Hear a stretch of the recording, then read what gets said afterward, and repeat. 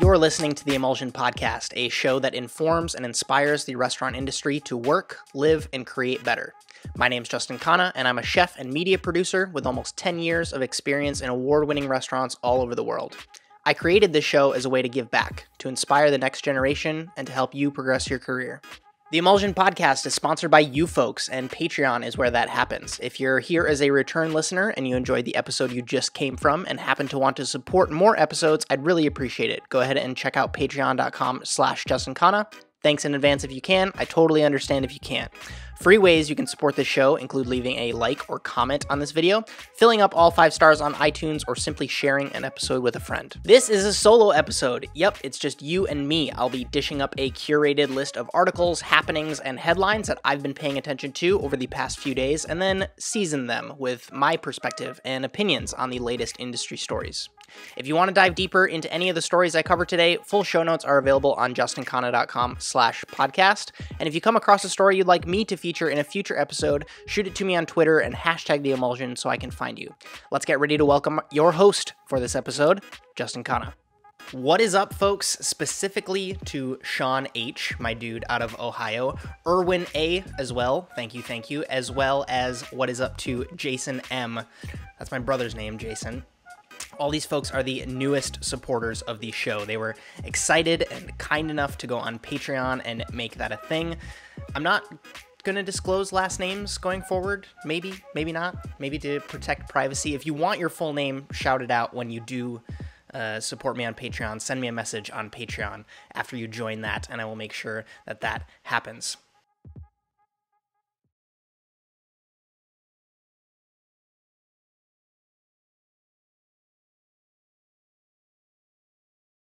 So thank you so much for the love. I appreciate you. We are just starting this very long journey on our way to 1,000 patrons, and you all that have decided to do that help in that progress. So in this episode, this episode might just be the perfect archetype for a Emulsion podcast episode. I know sometimes I stick to the original framework of talking about fine dining news only and only that, but other times I talk about big food businesses and smaller food businesses and bakeries and ware shops and purveyors, and all of that more or less lends itself to inspiring fine dining in some way, shape, or form.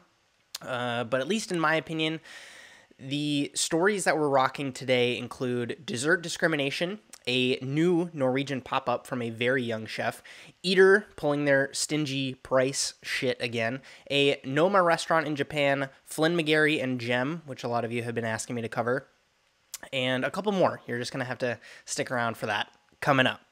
Today's beverage is this. I'm at my dad's place, and his favorite beverage is Diet Coke, so that's what I have to work with. Him and I went out for coffee this morning, which is great, but I'm back now, driving to Michigan later today to see more fam damly. So yeah, that's today's beverage. I don't think we've had a diet beverage on the show before, but that's a first, I suppose. This first story we're going to cover today is a particularly interesting one, and that's because it's written by a chef that I personally respect, and that is Alex Stupak. He published a piece in Bloomberg, and it is titled "Dessert Discrimination Must Be," what does that say? Stopped. Dessert discrimination must be stopped. Restaurants are under financial pressure to cut out the dessert menu, but one chef makes a case for celebrating those that get the sweet stuff right. That is the tagline under that article. So he talks about his career as a pastry chef for the 10 plus years that he was in it. For those of you that don't know, Alex Stupak spent time at Alinea and WD-50, and then everyone thought he was crazy to open a taco place in New York City, but he did it, and he was smart enough to kind of realize that being a pastry chef and being a restaurateur are two very different animals, and he was able to take inspiration from it, but also kind of take a step back and not try to be a pastry chef restaurateur, if that makes sense. He realized that there was different sets of skills that go into both of those jobs. So he says about his pastry chef days, quote, "The job, then as now, is to transform edible materials into flavors, textures, and visuals that gratify in a way that savory food simply cannot. There is shelter, there is architecture. There are clothes, and then there's fashion. There's eating for sustenance, and then there is dessert," end quote. To kind of get in the economics of it, they asked Gabriel Stolman, who gives stats about diner times and sharing desserts. You know, so sometimes if you go out with 3 to 4 people, you'll be likely to order like 1 or 2 desserts and then split it. You don't all get your own individual desserts. And then that kind of magical threshold price for desserts, which is, she says, around $12. If you definitely want to get deeper and you're nerdy like me and want to get into the numbers, I highly, highly recommend this article, especially because it was written from Alex Stupak's perspective. It wasn't an author, food writer, kind of getting the opinion of a pastry chef and then just pulling a couple quotables from that person to the article. It's actually written by a pastry chef, which is great. As always, full show notes are available on justinkhanna.com/podcast if you want to check those out. But a really interesting point they brought up that I didn't really think of as a contributing factor of this current, quote-unquote, current state of the pastry chef world is the dietary restrictions. So with media telling the average person, the average diner, that carbs and gluten and sugar are all bad, it's almost a more prominent status symbol to decline the dessert menu because of your quote-unquote diet, as opposed to saying yes and then dropping another $10 to $20 on dessert. Does that make sense? And to me, that's absolutely crazy because times are changing, things are shifting, and it's really, really interesting to see that you're almost seen as cool, as, you know, cooler to say that you don't want dessert as opposed to dropping a little bit more cash on dessert. But he continues to talk about his own restaurant and how he's implemented a quote-unquote plate of 7 one-bite permutations of fruit, end quote, which Pete Wells, the New York Times food critic, was particularly fond of. And his attention when he reviewed the restaurant and praised that plate or that presentation so much, that attention has increased sales of that dessert and his desserts in general fourfold, he says. So a little bit of a plug for the media attention there. So my personal opinion on a piece like this is a little fragmented. On one hand, yes, the economics don't make sense, right? There are all of these obstacles preventing great pastry work to be showcased in restaurants because, frankly, if the talent and the audience isn't there, it's just not a practical use of time or money or human resources, right? However, on the complete other side, I'm all for creative expression, and I've had a number of friends complain about what they would call quote-unquote chef-driven desserts. And we all know them, right? The ice cream sundae, the play on s'mores, the chocolate lava cake, right? These things that it's easy for us chefs to either outsource to a cook, like a line cook, or the person on garde manger. That's, you know, you open your freezer, you do a scoop of ice cream, put a little garnish on it, and send it out, right? But the consumer is ready for more. And articles like this showcase it. Chef's Table Pastry coming out showcases it. But we had, in my opinion, we had to take this kind of dip in pastry chef popularity to get to this point, right? Like, it's the you don't know what you've got till it's gone kind of thing. Am I personally looking to hire a pastry chef to do desserts at my pop-ups? No, the math doesn't work. And I credit that to be part of the problem, right? Like, I'm personally a savory chef, and if what I want is to showcase my food, that's technically what I went to school for. I can do multi-course pop-ups because 80 to 90% of that product is savory, right? And then I would do something simple for dessert and hide behind the quote-unquote simple is better approach to desserts. Not necessarily going like full-on chocolate lava cake direction, but I would do something like, you know, if it's in the summer and I'm getting a bunch of amazing fresh berries, you can serve that with like cream and a simple crumble, and that's going to make a lot of people happy. But if you're a pastry chef, you don't have a lot of options as far as pop-ups go. If you're coming from all of these restaurants and you want to kind of flex that part of your resume on people, because you can't necessarily do a savory menu, because then you're going the other way, right? 80 to 90% of your product is something that you're not known for. So where do you stand as a pastry chef? It's a really, really troubling thing. So it's probably one of the reasons that I loved the Will Goldfarb episode of Chef's Table Pastry so much. It's a shining example of someone who had to go through all the kitchens and abuse and openings and closings and come out the other side and confidently open room for dessert, which, notice I said confidently. There are tons of people who open dessert bars because they think that it's this trendy thing.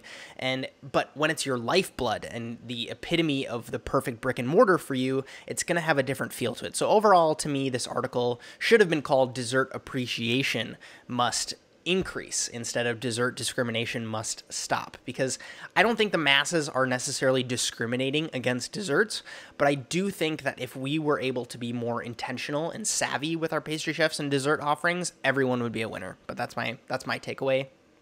If you have a takeaway yourself, leave it in the comments. I would love, love, love to continue that conversation with any of you folks.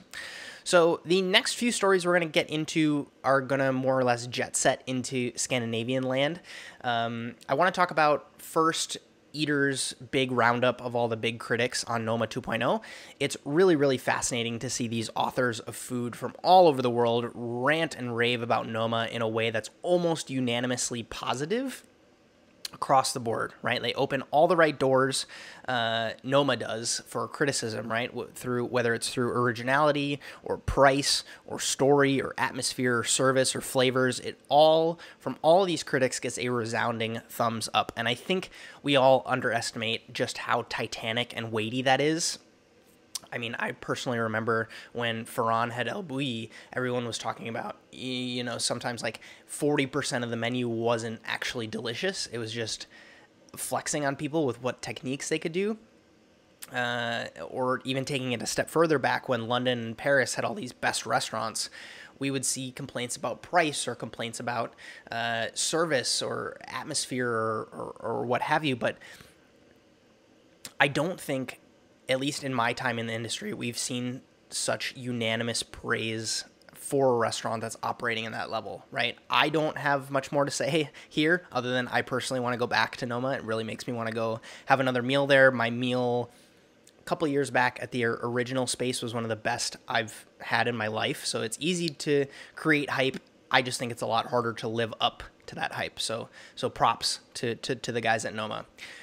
That actually perfectly segues me into my next story. If it works in Copenhagen and it worked for a short time in Japan, what is stopping NOMA from opening another restaurant? They are going to do it. They're just going to go for it with Inua. I hope I'm saying that correctly. It is a concept headed by Thomas Friebel, who is a German guy who has been at NOMA for a long time. He was super inspired by their pop-up that they did in Japan, and he's 100% going to head this next project. So he says, quote, well, the article says, quote, our vision was to create a Japanese/Nordic design utopia in terms of interiors and atmosphere. This is coming from Thomas Lieke of OEO Studios. He says, quote, we have worked with local materials as well as Japanese-inspired details and applied them in a more Nordic way, as well as in novel and unexpected ways. The 60-seat restaurant will serve Nordic-influenced dishes, showcasing Japanese ingredients such as mountain vegetables, fruit from Okinawa, and seafood from Hokkaido, end quote. So Inua will be located on the 9th floor of the Fujimi building in Chiyoda, central Tokyo, and is open for bookings now. In my personal opinion, there isn't a ton to be surprised about. I actually find it really funny that Renee wants to expand into Japan, and Gagan, who has also been awarded that quote-unquote best restaurant title, is going to Japan. We covered that story a few weeks ago. I just feel like there's something about Japan that's really pure and simple and inviting for a chef that the hustle and bustle of any other city in the world or countryside in France or upstate New York can't satisfy for some reason. I feel like it just has that right mix of like amazing product and excited guests, and I totally wish them the best on this new project. I'm excited to follow along with this concept, and I really feel like Renee is getting into that point of being able to go all time, right? Like he's getting to that point in his career where he's created so many talented individuals and his web of influence is so large. We're going to look back and he's going to, he didn't get 3 Michelin stars, but he did a lot more than that, if that makes sense. So it's really, really fascinating to see. And I'm excited that I get to cover stories like this. So next up, a project I've been kind of been keeping my eye on very closely, and I've been waiting for a kind of thoughtful review on it. Anders Husa, a friend of mine and a food blogger out of Oslo, paid a visit to the NOMNK pop-up. And I'm not sure if that's exactly how you pronounce it. It's probably another way to pronounce it in Norwegian. But what it is an acronym for Nytt og modern norsk kjøkken, which for those of you that don't speak Norwegian means new and modern Norwegian kitchen. And even my Norwegian is a little rusty there. That was rough. So this young guy, Simon Nilsson, is the chef, and this NOMNK is a pop-up of his in the space of a restaurant called 1877, which is in Bergen, which is the city that I lived in for a while. It's a beautiful space. Super huge props to those guys for letting a young chef like Simon step up and host these events. But Anders does a great breakdown of the space on his website. The tagline of the article he wrote is, "These apprentices are tomorrow's star chefs." So he breaks down the experience. He's got his beautiful photos to go with it, and he really tries to draw this web of inspiration for Simon. Because Simon is so young, it's very difficult to understand where he's getting his inspiration from and why he's doing the food that he's doing. So he talks about his apprenticeship, number one, which he just finished, but also his numerous stages at places like Memo and Geranium and Geist, which he also staged at. But in addition to that, he's also channeling a lot of the old school Norwegian traditional recipes, which if you haven't spent time in Norway, is kind of difficult to articulate and explain.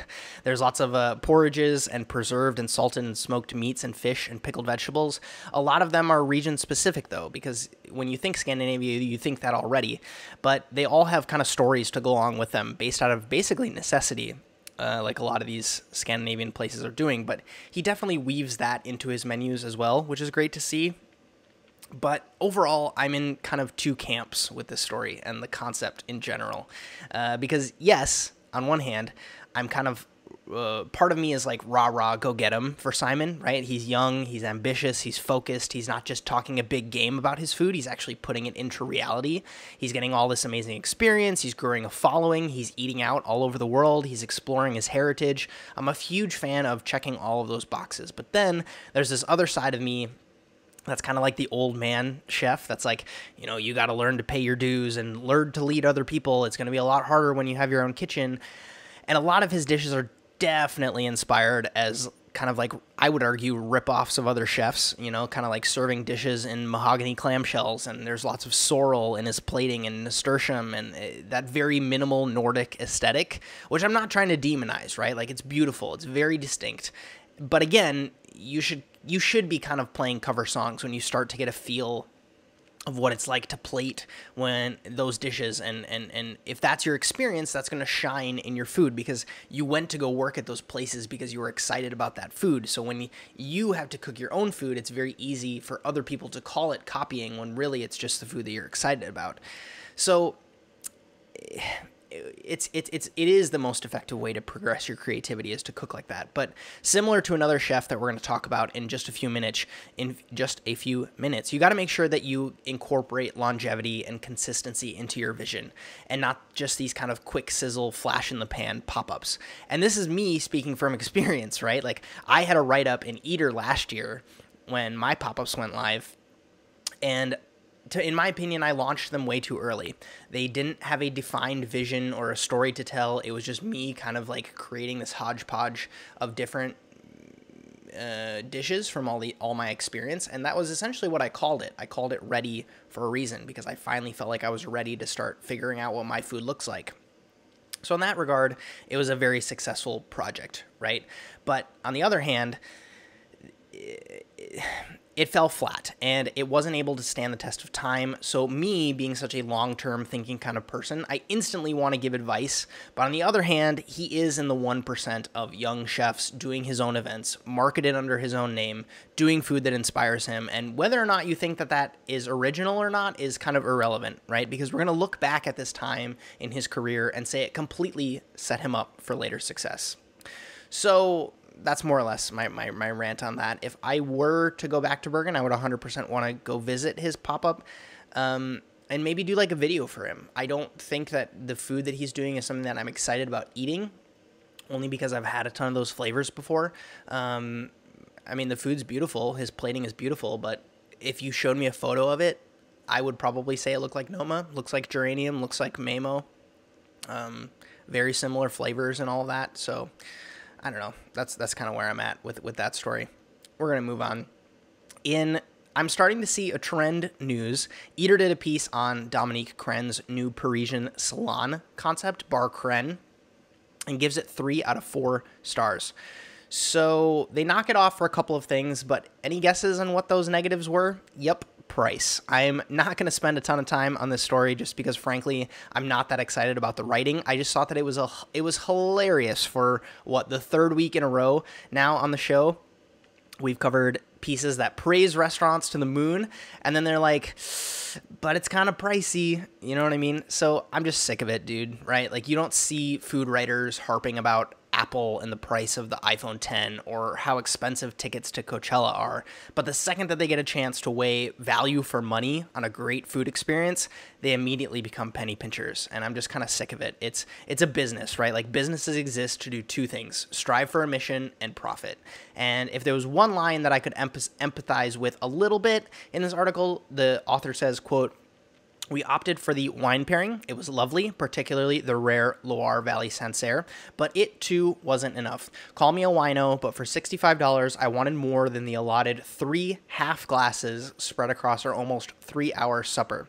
Or maybe it was just the pacing was off. The Sancerre was poured long before our salmon souffle arrived. I took my first bite with my last sip. It would have been nice if our server had noticed and offered a splash more. At these prices, in this heady atmosphere, it would have been appropriate." End quote. So yes, in a case like that, like I said, I'm able to empathize. I can 100% see where you feel like you've just kind of been shorted if you spent $65 and only got 3 half glasses of wine. But part of that is expectation. Part of that is poor communication from the restaurant. But it's just complete insanity to me that I see eaters summarize their breakdown of a place, and then the first bullet point that they give is what it costs, followed by what to drink, and then what to eat in a restaurant review. Like, to me, that's just crazy. Is it them catering to a younger demographic that only cares about cheap eats and prioritizes price over everything else? Maybe. I mean, I'm trying to play devil's advocate here, right? Like, maybe their data shows that their audience cares about price first and food second. And if so, mazel tov. But come up with another series of stories that doesn't demonize chefs for charging what they know that they're worth, right? Like, create a separate category of stories or put a certain writer on covering restaurants that are a little bit in a higher price range, so that, because to me, I feel like they're afraid that by covering these more expensive restaurants, they're going to get backlash from their audience that says, yeah, great that you covered this story, but it's super expensive, right? Like, I talk about it all the time with my this place called episode on Osteria Francescana. There's so many comments on that video that talk about, like, I would have left there hungry, or yeah, it's super expensive. Who pays for that kind of a meal? Because that's just what some people think. But I feel like if they were to preface it with that way, or make it in a way where they could confidently write about food, high-end food, in a way where they don't have to kind of include this asterisk about price every time, it would make it a lot more pleasurable to read. So my biggest thing is, like, if Dominique Crenn wanted to get rich, she would license her name more. She would be doing more cookbooks. If she wanted a kick-ass Parisian-style bar, that's what she did. And I'm over it. So evaluate the experience, not the price. That's my rant, and it's over. We're going to move on. Next up, I had a few of you ask me to cover this in whether it's YouTube comments or shooting me DMs on Instagram. And I've also been pretty amped myself and following along very closely with Flynn McGarry and Jem in New York City. So it's his more permanent home. It's his own restaurant. He is actually getting some really, really solid reviews on it. So let's start with those, and then I'll give you my thoughts. So Rachel Sugar from Grub Street did a really, really satisfying to read piece on Flynn, kind of giving his current state of where he's at in his career. So yes, she does do a lot of the backlog of, like, he was in LA, he was doing all these pop-ups in his parents' house, blah, blah, blah, blah, blah. But it's not just talking about the food, but it's getting a grip on his philosophy right now and where he's at right now and what he's excited about. He's about to turn 20, so that teenage chef thing is about to go away. I really, really recommend you read this article because, especially if you don't know anything about Flynn or you want to get a little bit more information about him or his restaurant or kind of where he's at. I know a lot of people talk shit on Flynn when he first came into the limelight, but now it's satisfying for me to see, in reference to the story we just covered about Simon in Bergen, a chef that is young and ambitious and going to do it without the traditional stigma of, you have to work your way up in a kitchen, become a sous chef, become an executive chef, and then you can do your own thing. But it starts off by talking about the word casual and what Flynn thinks about the word casual. And this I thought was really interesting. So he says, quote, "To me, a casual place, you don't get incredible service, but that's fine because it's casual. The food comes out a little bit late, but it's fine because it's casual. The chairs are uncomfortable and the space is too loud, but that's fine because the restaurant is casual." And she says what really offends him is the idea of using casual as an excuse for mediocrity. Quote, "I think it's this weird situation where things that are nice are being degraded because they're too formal," end quote.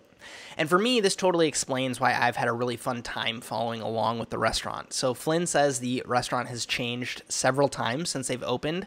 They serve, quote, 32 people per night across 2 seatings, 6 p.m. and 9 p.m., offering a tasting menu of 12 to 15 tiny, beautiful courses that are cooked, plated, and served with excruciating care. The vibe is Scandinavian. The furniture is heavily mid-century, topped with architectural arrangements of fresh flowers and thick vases. McGarry saying, quote, "In the 7 weeks that we've been open, we've been 3 different restaurants," end quote. So speaking of that, Jem is actually his mom's name, Meg, spelt backwards, for those of you keeping score at home. I didn't really know that, so that was an interesting little fun fact. But more on the project itself, something that hit pretty hard for me. He says, quote, "At Jem, the article says, quote, "At Jem, McGarry manages a team of 11, most of whom are also almost as young as he is. They're all great, but I have those feelings that every once in a while, quote, "this could have been better if I just did everything," end quote. But he can't do everything, so he has to communicate this vision to someone else and live with the outcome. Quote, "If a painter was like, here's the painting, you guys do it, and then we're going to sell your painting for the same price as mine, and it will get reviewed in the same way, but under my name, it's fucking stressful," end quote. So you try telling someone how to slice and fry a baby artichoke so it blossoms like a highbrow bloomin' onion, and then on top of it, arrange small arrangement of herbs and not only one but 2 different butter smooth purees, end quote. So it goes on to talk about reviews, most of them positive, the pressures of being this young guy, nicknamed a prodigy, and all of this work that goes into living up to all of that is excruciating. Back to the patience thing I spoke about with Simon. It's easy to get recognized for doing ambitious food when you're young because you're young, right? Like, it's just cool that you're doing X number of courses at whatever age you are. But translating that into a concept that can stand on its own is a huge achievement. And I also think that we're underestimating how big this actually is and where this inflection point is in his career, because all the media experience Flynn has gone through to get to this point, the pop-ups and the failures and the setbacks, it's just a really inspiring story. So I have yet to watch his documentary. It's on my list for sure, but overall, hats off to Flynn. I'm really taking a lot of inspiration from his style for myself, as far as, like, you don't have to go in the traditional path. It doesn't. I'm from that generation where you had to work your way up to be a sous chef, executive chef, and then you could have your own restaurant. He's done none of that. So, and he's getting great reviews for it just because he loves the game. He loves the grind. But he's struggling with the things that I'm also struggling with, which is, how do you outsource? How do you delegate? How do you put trust in your people when your name is on the door? So overall, really good article, and I definitely recommend you read it if you're thinking about doing things of your own and you're thinking about taking that next step. Quickie story I want to cover real fast. It's a restaurant opening in San Francisco. It happened, 10 days ago, so they've been open for 10 days. And it was in San Francisco. They just opened their doors. The restaurant is called Birdsong, and it's from Chris Bleedorn, who was the former chef de cuisine at Atelier Cren and a veteran of Saison. Like I said, they opened May 1st in the Mission, and I'm super lukewarm about it. Like, I'm not cold against them, but I'm also not crazy excited in any capacity. So they are seasonal. They are West Coast sourced. They're tasting menu focused. They've got a 12-seat counter, 2 private dining rooms, and then the overall vibe is kind of a mix of Saison and maybe like single thread. If I had to put my foot on it, I think you should just look at the photos. They're seriously jaw-dropping. I was really not expecting to be that inspired by the space, but it is beautiful in there. But I feel like a restaurant like this will fail to be catapulted into the limelight because of the lack of story to go along with it. Yes, they're sourcing incredible stuff. They're actually coming up to Seattle to do a lot of that, which I think is great. But it's very... Hearing the interview and the way that the story was presented, it's very lofty. It's very like in the clouds talk with the ingredients and the preparations and their philosophy to food. There isn't a lot of strong foundation in like the why of the cuisine. Like what's the story being told? A lot of what they're doing, in my personal opinion, is kind of like this because we can cooking, which is like cooking over a wood fire, using a lot of preservation, cooking with the seasons. But to me, a lot of that is like the cost of entry into a fine dining restaurant these days. And yes, you want to use all those techniques because they're tried and tested as being pure and clean and requiring a lot of skill. But with places like Meal and Noma pioneering research while at the same time doing all of those things, and even like June Baby in Seattle, yes, doing all of those things, but also creating an encyclopedia and trying to share knowledge, I personally struggle to see the impact of a place like Birdsong in a 5 to 10 year macro, right? Like maybe they get a star, maybe they manage to stay open, but they say it themselves, right? Quote, as we evolve, maybe we'll get bored of the Pacific Northwest and pick different cuisines. This is what the chef says. He says, authenticity evolves, end quote. So to me, that's just a huge eye roll, right? Like pulling from both sides here. If people want Pacific Northwest inspired food and you're excited to cook it, do that, right? Like I'm not saying don't go where the trends are and don't just leave it all on the table because you're romantically creative and artistic. But at the same time, if you're that quick to move on, I fear that there's not enough to get the guest excited about your food. Does that make sense? Like it should either be super solid in your concept, and that's the concept of the restaurant, or it should be constantly changing, like Next in Chicago, or I think about like Dialogue in LA. Same stuff. They're cooking over wood fire. They're constantly trying to be seasonal and source from stuff on the West Coast.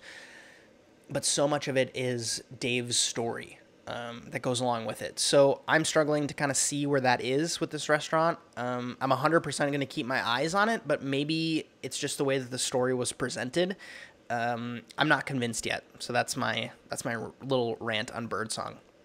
So last up, industry style, is our little direct answer segment, which is kind of me responding to one of your folks' direct messages. So this one hits particularly close to home for me. I asked this gentleman if I could cover it on the show. Shane_O'Here asks, I'm going to read his whole direct message for you guys. He says, I worked hard on the weekends and in the summer during high school, and when I graduated, I decided to dedicate a year to seeing where I could go in the kitchen. I started as AM prep and a porter. Eventually, I was given a shot at the breakfast hotline and the restaurant and also at the hotel. I crashed and burned hard. I was able to create the dishes properly, but struggled with prep, station maintenance, and multiple order execution. From there, I was moved over to family meal and butchery. Then he says, some time passed, and I was eventually moved on to the PM team, which felt like I was going from AAA to the majors. I worked canapes for the remainder of my year. He says, my question for you is how did or do you make the transition to a hot station, and how do you handle the complete ownership of a solo station? Obviously, I'm young and worked stations for relative beginners, but definitely saw my weakness in my ability. And I'm kind of paraphrasing. This was a very long DM, but I'm just kind of trying to get to the meat of the question here. So for me, I absolutely know what you're going through. I know how you feel. I spent the first 5 years of my almost 10-year career doing what you're saying, you know, kind of like working cold stations, prep, helping other people with their mise en place. And it's a totally different animal. It's the first real shift you'll see yourself go through when you go from that to working a hot station, because timing is more crucial, working with other people is more crucial, multitasking gets way out of control, and like you said, station maintenance is also really, really crucial, because with a lot of those colder stations, it's really easy to prep everything before service, and then service is just plating. But with a lot of restaurants, not only are you trying to go into your prep, but you're also cooking, and you're also sometimes plating, and you're also sometimes prepping during that because you're about to run out of stuff. So for me, my biggest challenge was that I had all this experience with all these amazing restaurants, but I didn't really know how to cook, like you said, on a hotline. So things that really helped me in that time was to ask a lot of questions of your sous chefs. I gave this answer to another person. Don't be afraid to ask them, what's the best way to do this, right? Like if you're getting a new dish and you're setting up your station for the first time with this new dish, ask them, say, what is the best way to set up my station for this dish? And they're going to give you their advice. And as you start to do that more and more and more, you're going to start to draw from your past experiences and say, okay, I like the way that you did that, but I know that it's going to work better for me to do it this way. There's a bunch of other really interesting techniques you can use. I don't know if marking your board is something that you guys are familiar with, where you kind of keep track as the orders come in of how many things, like if you're getting lamb as part of the tasting menu or part of the a la carte menu, and you're starting to see how the orders are coming in, so you can get a bird's eye. So you're more proactive in setting yourself up for success as opposed to being reactive, where, the expediter tells you pick up 3 lamb. And you're like, oh crap. Then you got to like run around and see what you need for all this lamb. But if you're putting yourself in and this comes in a number of ways. You can either write it down, you can have a dry erase board on the side, or like a dry erase marker on the side of an oven or a wall. I would use it with actual pieces of protein. So the order came in for 2 tasting menus, I would pull out 2 pieces of fish to temper, because I knew I would have to cook those. And then as I'm cooking things, I can look and see on my tray, oh, look, I have 16 pieces of fish. That means 16 tasting menu orders are coming in. Oh, what comes before that on the tasting menu? Oh, the scallop dish, right? So then, oh, now I know that I need 14 scallops, or 16 scallops, or however many I said. So all things you can do to set yourself up. It's a illusion to think that station maintenance can be achieved in some way. You're constantly fighting it, right? Like you constantly have to fight to keep your station intact to achieve that total station domination. So don't think that there's like a hack or a trick that you'll do to put yourself in a position where you never have to worry about station maintenance anymore. It's something you always have to stay on top of and fight to regain control over, because if you don't, you're going to immediately descend into chaos. And I guess the other tip that I could give you, so things to think about, is asking your manager, if you're new, what is the best way to do this? Don't be afraid to ask that, because that's what they're there for. That's what they should be there to do, is to help you, put you in the best place to succeed. Find a way to get a bird's eye and be proactive instead of reactive with all of your dishes and your incoming things. 3, fight to keep your station on point. And the last thing that I would probably suggest you do is, I think that's going to more or less be it. I'm going to come out with a couple of other videos because you guys keep asking me station questions and stuff like that.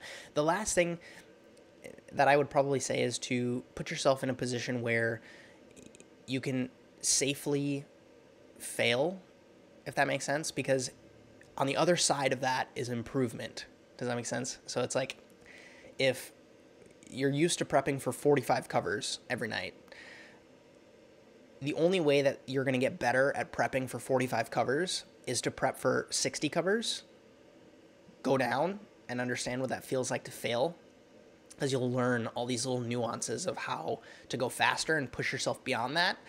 And then and only then can you truly say that you're a master at 45 covers, because you know what 60 covers feels like. Does that make sense?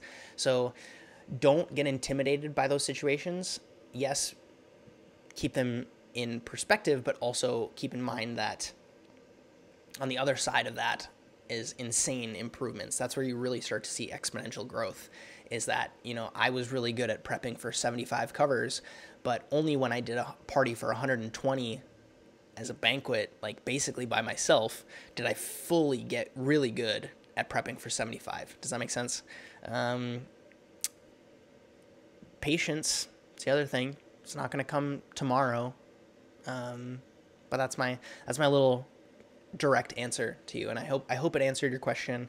I'm always happy to get DMs from you folks and answer questions if I have some free time available. But if you want to go deeper or talk through your ambitions or progress your career, getting that raise at work or building a personal brand or hosting pop-ups, I do offer one-on-one coaching. It's typically 1 hour long coaching sessions. If it's something that you want to explore, please check out justinkhanna.com/coaching. It really allows me to go way deeper than just kind of a back and forth message or a answer here on the podcast. I do these because I know that they will help a lot of you and provide some value and help you make your next move. In our non-industry story of the week, it's funny enough, I didn't have the, I almost didn't have the best one, but then this morning, it was actually, the non-industry story this week was actually going to be a song that I've been jamming out on lately. It's called Sore Losers by Russ, and I just love the way that guy talks shit. He's just a really good rapper, but check that song out. It's called Sore Losers by Russ. The music video is really good because it's just one take, just him and his boys hanging out. But the real non-industry story is from a channel called L2 Inc., and I found it this morning on Twitter. Someone retweeted it, and it's called The Algebra of Happiness. And I was really surprised how many of these equations that this dude presents I'm actually implementing in my life, and why I think I've achieved a relatively high level of happiness myself. I'm a pretty happy guy. Hopefully some of you see that. But I have a lot to be grateful for. But the one thing that I'm constantly grappling with myself is that balance of patience over speed. Like, I want to make moves. I want to see stuff happen. I love progress. But at the same time, I'm on like year 2 of a 20-year career right now. So struggling to be patient is something I'm struggling with. But the other one is balancing gratitude and hunger too, right? Like, I love the idea of being grateful for what you have and realizing how good life is. But it can't all be that, right? Like, you have to be hungry for what's next. And this Algebra of Happiness video really said it better than I ever could. And it's the thing that it emphasized and cemented for me the most is that happiness, it's not a happiness equals blank situation, right? It's like there are multiple factors that are weighted differently that all contribute to your well-being and your feeling of having a purpose in life. And when you're working on prep and getting screamed at all day, it's really easy to not feel happy. So maybe this video will give you a new perspective. I highly recommend it. It's going to be linked up in the show notes. Otherwise, you can just search Algebra of Happiness on YouTube if you're interested in checking that out. Thanks for listening to the Emulsion podcast. I appreciate your ears more than you know. If you enjoyed this episode and you'd like to help sponsor the show, head on over to patreon.com/Justin Khanna. Other ways you can help out right now include giving this show a review on iTunes so more people can find it. I also love seeing you folks liking and commenting on the video if you listen that way, or even just share this episode with a friend. Now is normally where I would tell you that my name is Justin Khanna and I hope you have a good one, but you've probably got another podcast episode to listen to, so I'm just gonna get out of the way here. Excuse me.